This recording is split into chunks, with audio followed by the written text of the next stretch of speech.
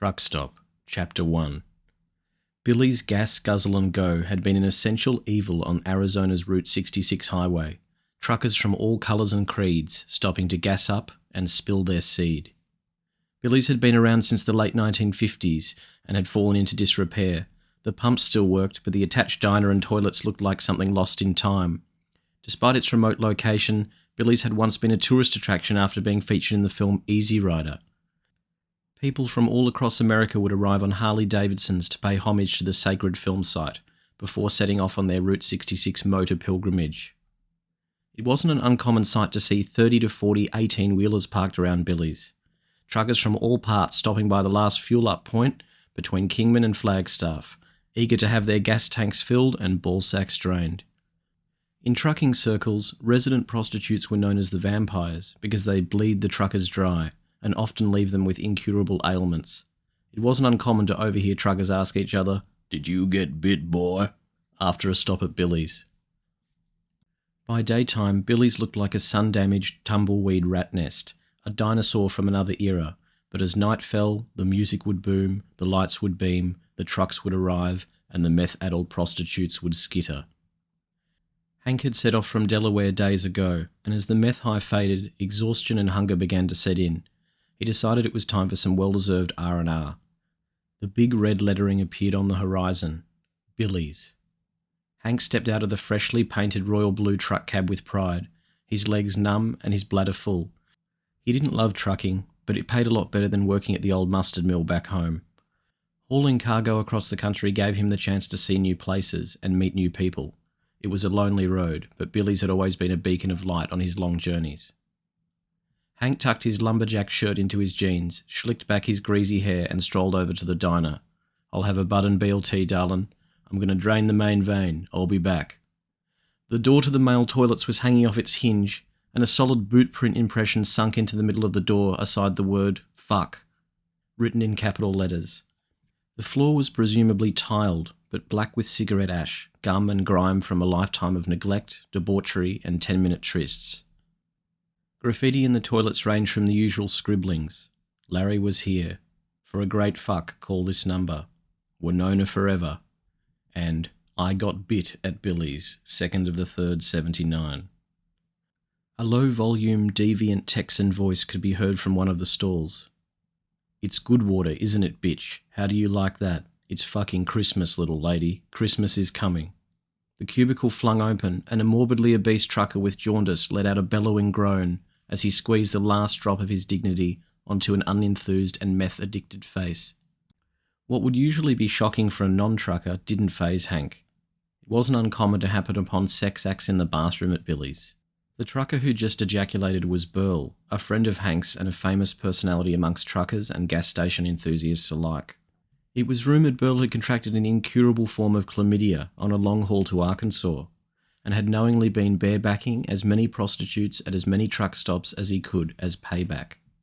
He had said once, "Hank, I want to leave my mark in this world, and it sure ain't going to be from delivering 200 chalkboards and chairs to Mississippi. No, I'm going to be remembered and sterilise these women in the process." Hank remembered when women contract chlamydia and cannot rid themselves of it, their ovaries are eventually affected and they are left barren. Burl was a man of the world and a thoughtful person. He said, "Hank, as much as I adore these little gas station lovelies, I just couldn't bear to see little junior skidder A, B and C running around. These whores pump 'em out like flies, and I won't have it. This is an adult place for adult tastes. It's no place for children." Burl wasn't the most attractive of men. His arms and legs were covered in thick black hair. His gut was distended and rotund, barely balancing on his short fat legs. Burl looked like a man everywhere except his head. His bulging eyes adorned a perpetually blushed, childlike face, reminiscent of a mythological cherub gone wrong. When confronted by less than polite truckers about his appearance, Burl would always laugh it off and say, "These women keep me young. I've got the face I deserve, that of a child." Hank knew it was more likely Burl was born with fetal alcohol syndrome, but didn't have the heart to tell him his boyish cherub looks were a fault and not a feature. What Burl lacked in physical attractiveness, he made up for in body count.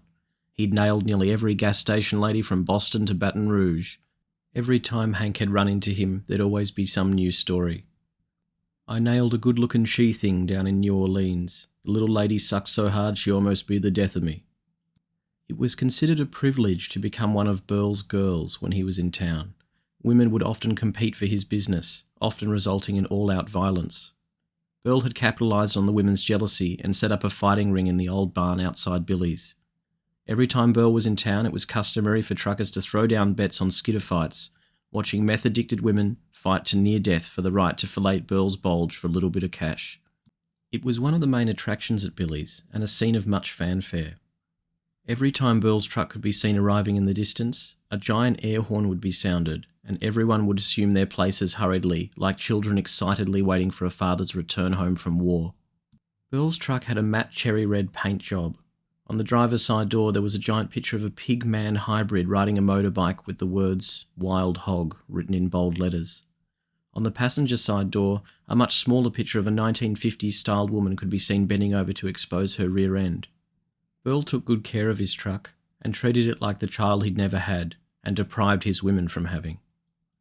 Billy's was bustling like an Arabic bazaar, people inhabiting all different sections of the property, breathing, fighting, fucking.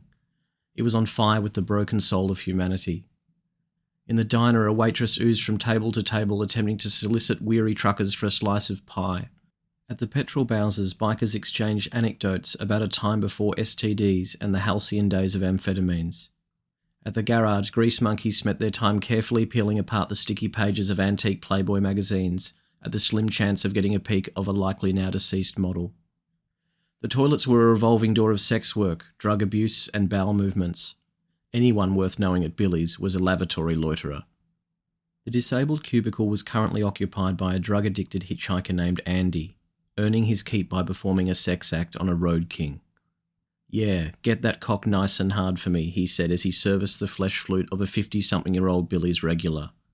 "I'm gonna make you come, you foolish old man," Andy stammered. The erect trucker was short and stocky. His armpits wept with sweat and sorrow. His stomach bulged and groaned, as if it were housing an overripe fetus. As Andy sucked the pus out of his fuck stick, the truck essentially fingered his belly button in lust, as if to induce some kind of guttural labour, which would bring forth the dormant and stagnant flood of aged semen into the mouth of a dress-wearing and overly eager Andy.